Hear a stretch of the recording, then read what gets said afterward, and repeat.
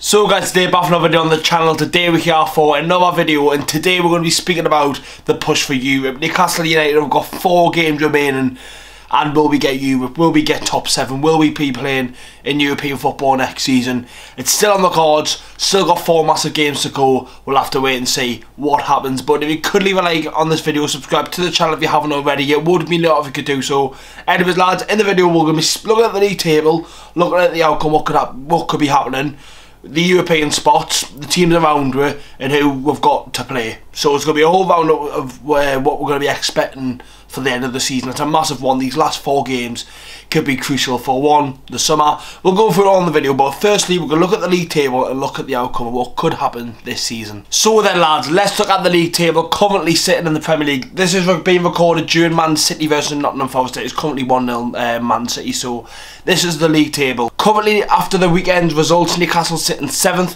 1 point behind Man United. We're on 53, they're on 54. Tottenham on 60, West Ham in 49. We played 34 with Man United. Tottenham have got a game in hand, and then we've got a game in hand on West Ham.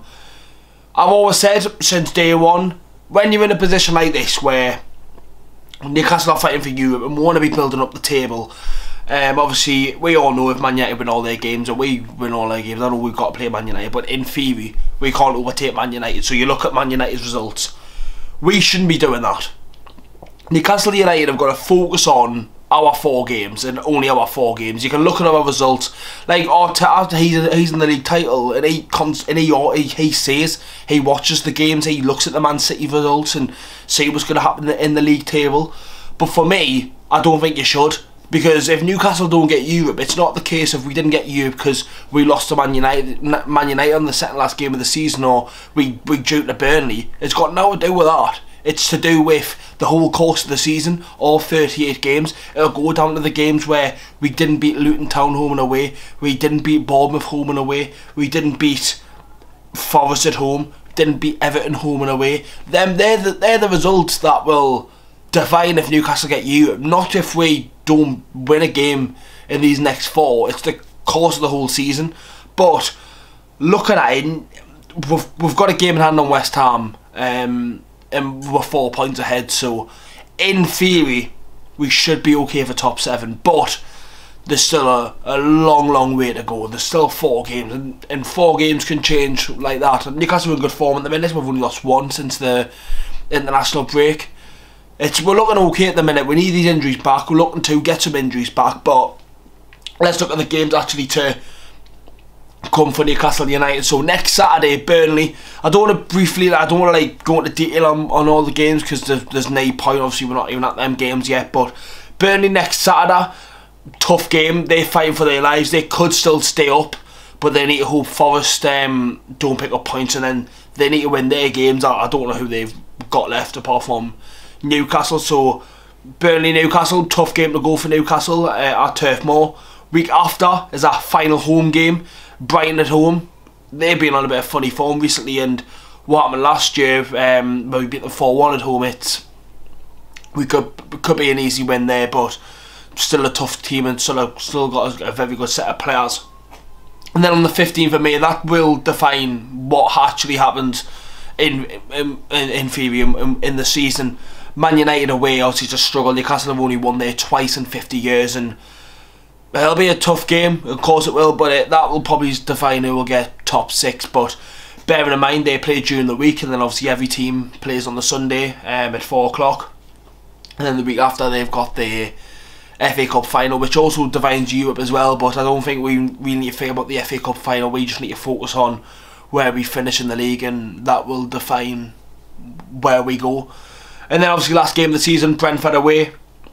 We've beaten them the last 3 times we've played them. We've beat them every time, so still a tough one to go. Obviously they probably, towards the end of the season, they're not going to go down. They're not going to get anywhere near top 10, so Brentford will probably just be ready for the holiday, and Newcastle could still be fighting for Europe to then.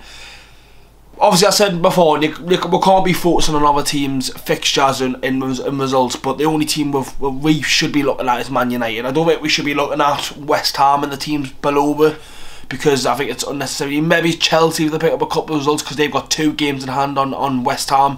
That could be 6 points, that builds up the league table. But Man United have got Crystal Palace away, Arsenal at home, which is obviously they go for the title, obviously us at home, and then they've got Brighton away. So 2 home games for Man United, 2 away games. One thing that scares me about Newcastle is we've got 3 away, and obviously we've won 4 out of 16 away from home this season, which has not been good. It hasn't. Obviously at home, at back all the way, we only lost to, I think, 3 or 4 teams at home this season.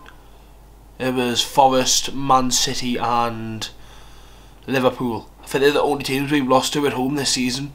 Well, obviously we've picked up draws that should have been wins, but in them games where we didn't pick up results, that's what's going to define the whole season. If we go back to the league table there, 7th in the league, 53 points. That's the only thing that's keeping me going as well, is the goal difference.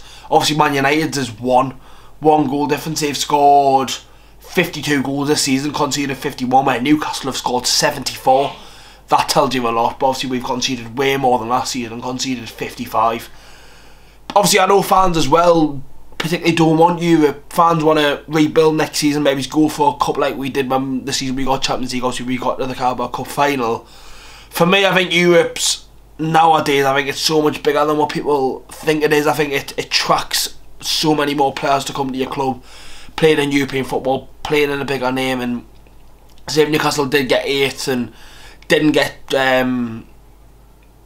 European football or conference or whatever it may be, will that define who stays in January? I mean, in the summer, or leaves in the summer? Will Isak stay? Because there's loads of speculation about him, loads of speculation about Bruno, his release clause.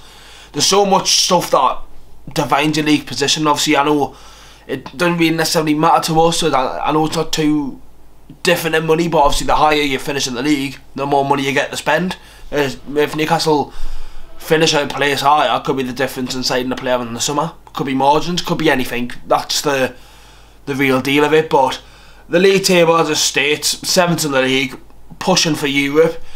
I still think it's mad that we are still going for Europe. Obviously there was times this season where we were down in 11th, 12th and we had to pick up wins, and we've dug in recently and picked up some big results. Obviously West Ham was a massive one. I think that's where the changing point was. We didn't play great. We picked up 3 injuries in that game with Almiron, Lascelles and Livramento being the course of our season, and we pick up that amazing last minute win. And then sometimes, I've always said, sometimes if you don't particularly play well and you win a game later on, it picks up results. And then since then we've drew to Everton, beat Fulham, beat Spurs, and then got beat at Palace, but then beat Sheffield United, and we've got some winnable games. If we can pick up 6 points, which we realistically should, against Burnley and Brighton, Burnley away, Brighton at home, it could be a good way to go into the Man United game. But say if we lose our last home game of the season, which will obviously not be good for going into the Man United game on that Wednesday night,